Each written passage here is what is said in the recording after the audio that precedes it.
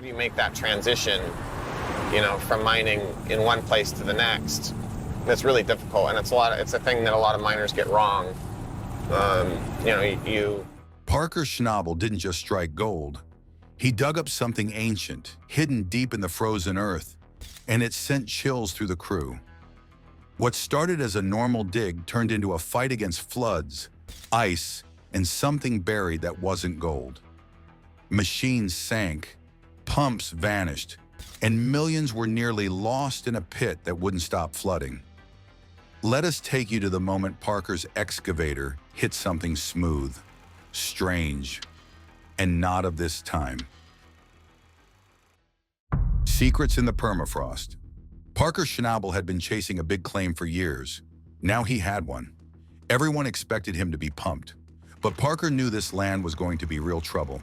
What started as a hunt for treasure turned into a muddy mess full of ice, floods, and old bones. Real old bones. And deep beneath the surface, something waited. Something that should have never been disturbed. At first, it was all about that sweet yellow metal. But while chewing through a frozen spot, the excavator hit something solid. Not rock, not junk. This thing was smooth, curved, and stuck in hard ice. The crew dragged it out and wiped it down. Not shiny, not metal. It was a woolly mammoth tusk, thousands of years old and still fresh enough to raise the hair on your arms. It was not the only one. The land had more secrets. Big, white, frozen secrets. The kind collectors lose their minds over. Ivory this clean can be worth millions, but Parker did not rush to sell it. He did not want the mountain of papers that came with it. Being in this situation, but it seems like I constantly find myself in this kind of situation. He wanted the story. He kept the tusks, cleaned them, put them in his private collection, right next to massive teeth and other wild stuff. These were not just decorations. They were proof that the land held more than just gold. But the dirt was not done throwing surprises. In another dig, his bucket snagged what looked like a thick tree root. Only it was not a tree, it was another tusk, and other crews were finding the same weird things. Tony Beats pulled one out from another site.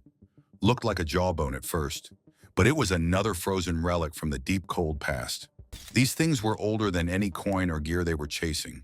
The gold was the goal, but the real treasure, it was what time had buried. Later, down in Australia, Parker came face to face with a copy of the biggest gold nugget ever found. It was called the Welcome Stranger. This thing was so huge, the old-timers had to break it into 3 chunks just to weigh it. The real one is long gone, melted into bars, but 2 replicas are still around. That moment reminded Parker that this game was bigger than ounces. It was about chasing the stuff of legends. Then came the real mess. At a place called the Wolf Cut, Parker thought he had found the jackpot. Millions just waiting underground. The nice thing where the pump is right now is it's up enough that it should be high and dry, and it's low enough that, that suction hose should still be plenty in the water if that breaks over there and this water table drops back down. He brought in the machines, dug deep, then deeper. But the ground was ready to fight back. Water, buckets of it. It started small, a trickle, a bit of mud. Then the walls of the pit gave out. Pumps failed. The whole thing turned into a lake. Machines stuck. Pay dirt buried. Millions lost. Parker was not even there when it hit. His crew scrambled. They brought in more pumps, ran hoses, dug a deep hole to drain the water. For a while, it looked like they had it under control. But the ground had other ideas. The frozen dirt had been holding the water back. But when the ice cracked, everything changed. A hidden tunnel opened up. It was like someone had unplugged a dam. Water came pouring in. They tried to fight it. 3 pumps ran all night. They got rid of 10 million gallons. Still not enough. One morning they showed up and the main pump was missing. Turned out it had sunk under 4 feet of water. Someone had to paddle across just to pull it out. Parker was aiming for a deep pay layer buried 30 feet down, but they had to cut through frozen mud and the edge of an old pond.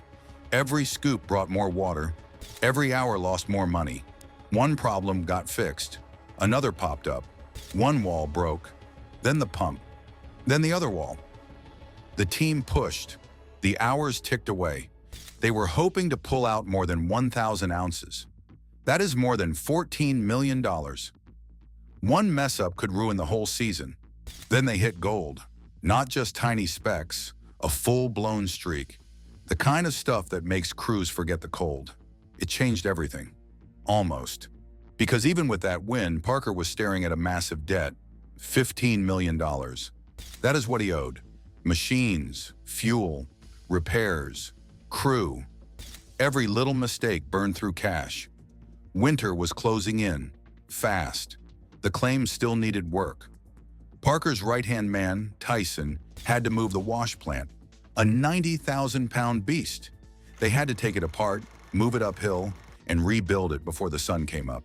No room for slip-ups. Tyson handled it, barely. But the job showed how close everything was to falling apart. One bolt breaks, one wrong move, and it was over.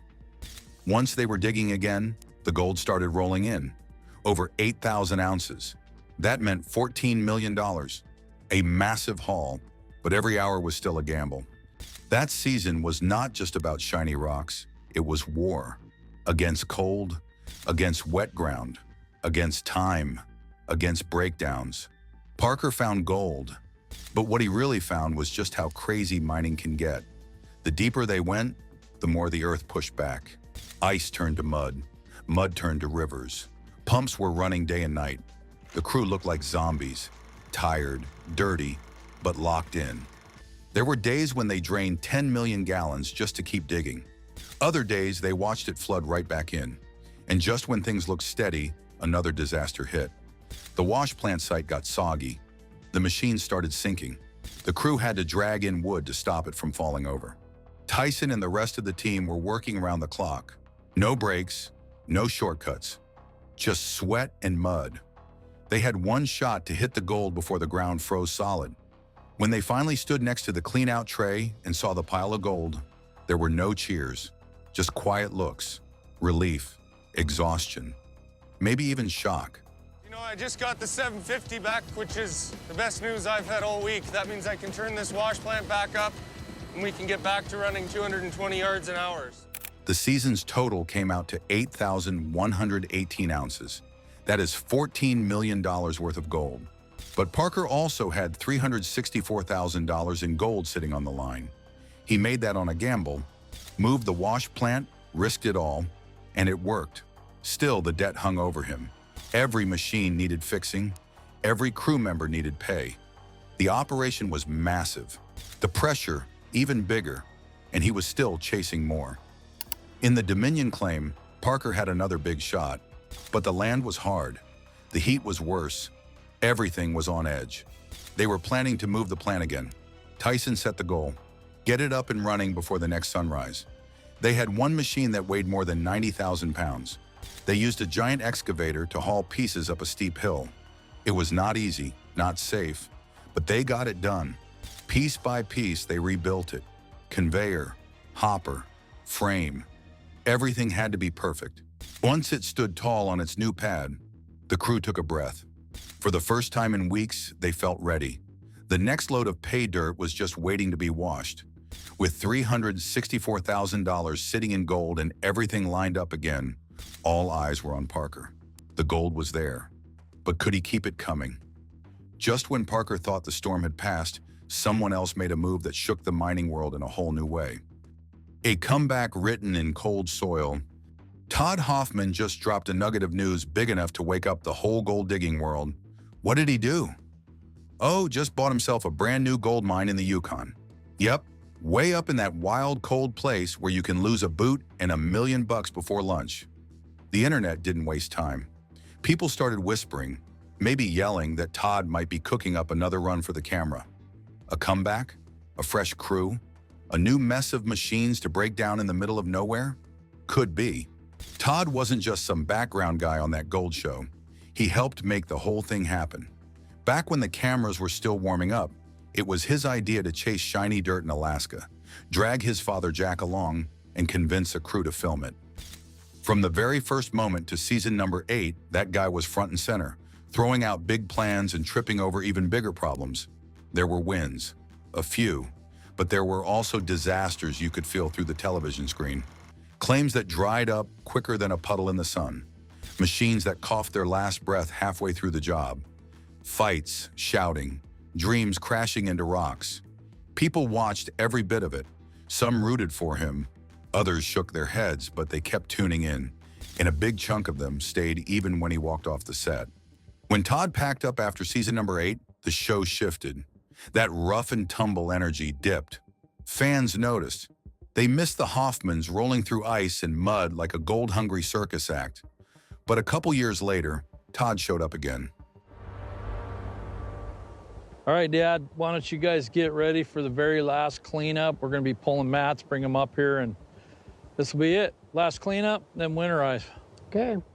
This time with a new series where he tried to pull another crumbling mine back from the edge. He called it Hoffman Family Gold. No fancy words there. That show stuck around for 3 seasons, ending in the summer of 2024. The final nail came in a short post online that disappeared faster than snow in spring. Todd said the network let their deal run out. That was it. No more filming, no more crew.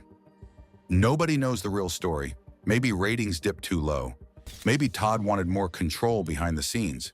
Maybe someone just didn't want another season of busted excavators and broken dreams. Doesn't really change anything. The show shut down, but Todd didn't. He kept sniffing around the gold world. In late March of 2025, he went public again. Said he picked up a gold mine in the Yukon. Maybe even thinking about snagging another one. He said it clearly, not some vague tease. That's all it took for the rumor pot to boil over.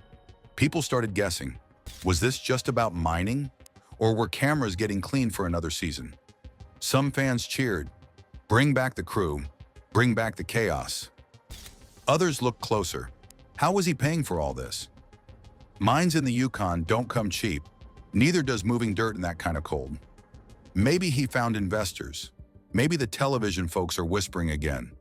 Or maybe he hit it big with another one of his side projects. And about the Yukon, people dream about that place. But it's not easy. It's wild, full of old stories, and way harder than it looks. Snow comes early. Roads vanish. Everything's expensive. If Todd's putting down roots up there, he's not just chasing sparkly rocks. He's committing to freezing wind, steep rules, and huge bills. And Todd? He's not staying quiet. Been dropping hints like breadcrumbs. Flying over wide land plots with no voiceover, just a shaky camera. Posting here and there about plans, about dreams, but never the whole picture. Last month, someone spotted him eyeing a bulldozer. Not just browsing, looking serious. Shift means even more grueling hours at night. They're tired, they're worn out, but we gotta keep pushing all the way to the goal line, especially because our equipment just keeps breaking down and we're losing hours. That kind of window shopping usually means work is coming. Old followers remember the messes, machines falling apart, crews getting stuck, dreams going sideways before breakfast. They also remember the faces, his father Jack and that longtime partner Dave. They were part of what made the original show click. If Todd is rallying them again, things might just get louder. Still, there's a crowd who doesn't forget the wild moves, the big promises that fizzled, the trips to far-off places that turned into pricey vacations with nothing to show for them. Guyana still makes people laugh, or groan. That one? Nothing short of a gold-seeking disaster. And yet people couldn't stop watching. Maybe Todd's gotten sharper. Maybe there's a new plan, more thinking, fewer breakdowns. But no one turns on the screen for smooth spreadsheets and quiet meetings. They want to see trucks stuck in mud and hopes riding on the last gallon of fuel. That's what built the buzz. Some fans even tossed around jokes. Maybe Parker Schnabel pawned off some rusty equipment at a sky-high price. Maybe Todd's gold came from something totally off the wall, like selling t-shirts or dropping music albums. Folks online love spinning wild tales. No official word from the television network. Not a whisper about a new show or a fresh season. But all this smoke, it's hard to miss. If Todd's bringing the whole crew back, if someone's pointing a camera at that Yukon dirt, things are going to move. Todd's still got that spark. The name alone still pulls people in. Love him or doubt him, he makes noise. He swings big. Whether he's winning gold or dragging a dead dozer through frozen ground, people watch. Not because it's always pretty, but because it's never boring. Right now, all that's confirmed is this. Todd Hoffman bought a new mine, maybe another on the way. He's been flying, filming, and maybe flirting with another round under the lights. No promises, no big speech. But it's all happening loud enough to get folks talking again. While the headlines followed the big names, one man kept grinding behind the scenes until the weight of it all finally hit. The son who stayed in the cab.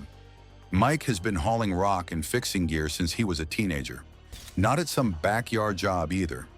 This was Yukon level, freezing cold, machine-busting gold mining. And yet you'd barely know it. While his sister and brother climbed the ranks, Mike stayed where the dirt hits the boots. Always behind the scenes, always under the heavy shadow of his father. His father is a giant in the mining world. Ran massive sites, made piles of cash, barked orders like a drill sergeant.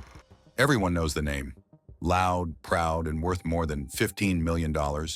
Mike brings in around $500,000 a year. That sounds big until you realize it is just a slice compared to the fortune the old man has stacked up. And that's before you even count what his siblings pull in from running the business side. Mike never chased the spotlight. Cameras? Not his thing. While others posed for attention, Mike stayed in the cab of those giant rigs, pushing dirt and moving tons of gravel. He could drive anything, fix just about everything, and never let the crew fall behind. Are you okay, Mikey? I'm fine. Are you okay? I'm fine. Can someone go get my dad? Go call my dad, because this is an actual bad problem. But skill didn't mean less pressure. His dad ran things tight. Mistakes were not welcome. The pressure hit hardest in silence. Radio silence. Calls from his father. No answer. Not because of a bad signal, just no reply. One day, a big machine broke down. His father called once, twice, still no word from Mike. Then came the yelling, loud and sharp. Finally, Mike answered.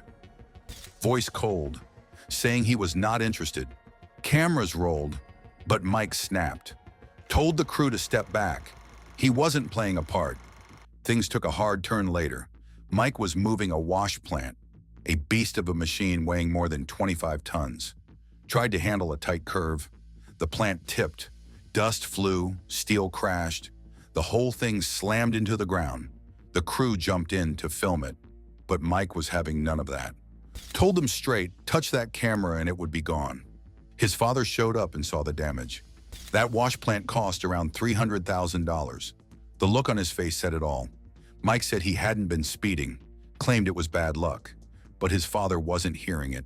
The tension between them showed up in every glare, every word left unsaid. What sets Mike apart isn't just what he does at the mine, it's what he does after. He trains in medieval combat, armor, swords, full-on battles from another time. Not something you'd expect, but it fits. While others show off online, Mike disappears. No updates, no photos, no talk about family. Nobody knows if he's married, dating, or just keeping things private. He started mining at 13, learned everything on the job, never asked for a title, never needed praise, just kept showing up, day after day, year after year, quiet, steady, real. Is Mike hiding something? Or just tired of being seen? Drop your thoughts below, hit like, and don't forget to subscribe.